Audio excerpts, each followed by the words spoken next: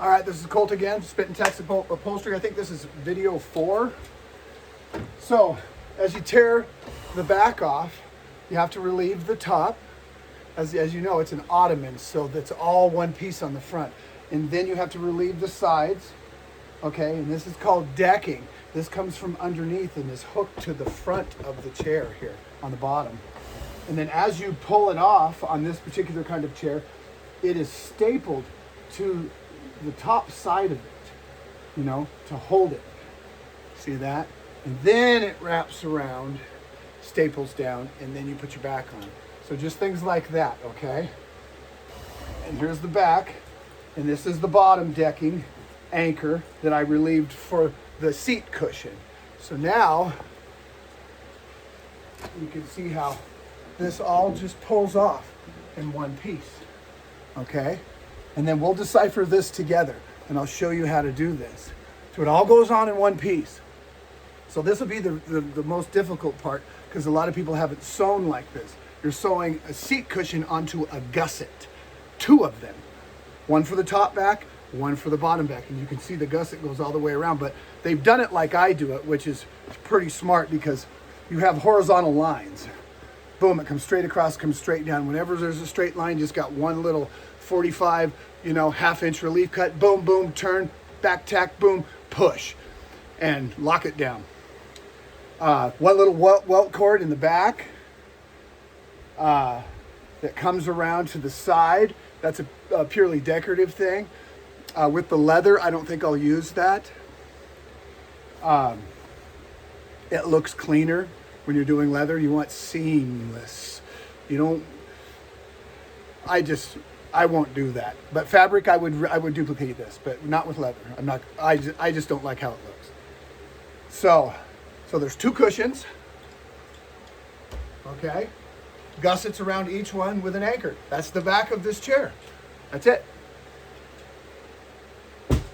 A possibility for someone that's never done it and doesn't have a concept of doing this. That's why it's expensive to do this. I'm actually giving him a really good deal. I like the guy.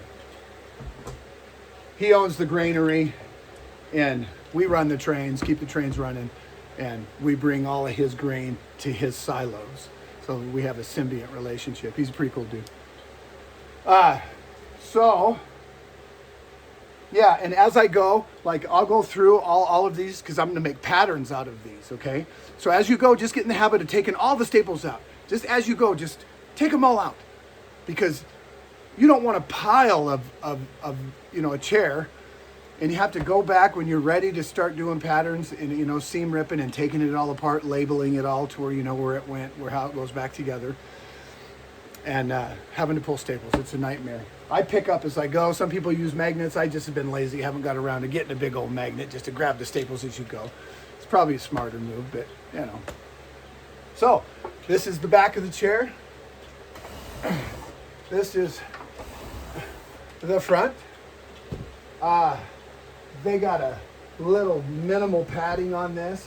I'll probably put a piece of 1-inch Dacron on this when I put that seat cushion back on, just to give it a little more makes a big difference.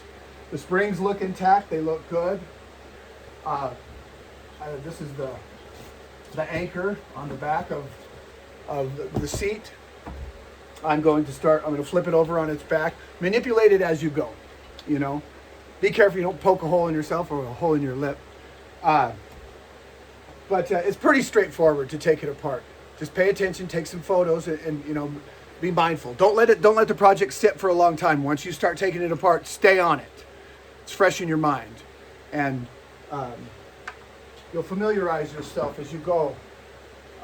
Some of this foam here, I'm going to replace this. It's just old.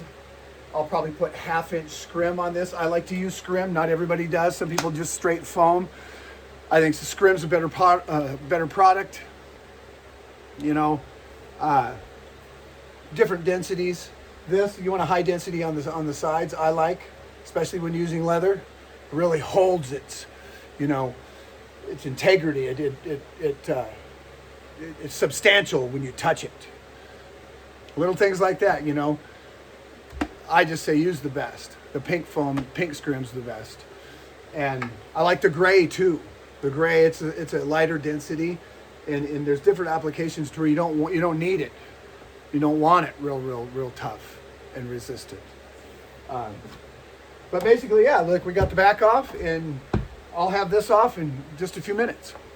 All right.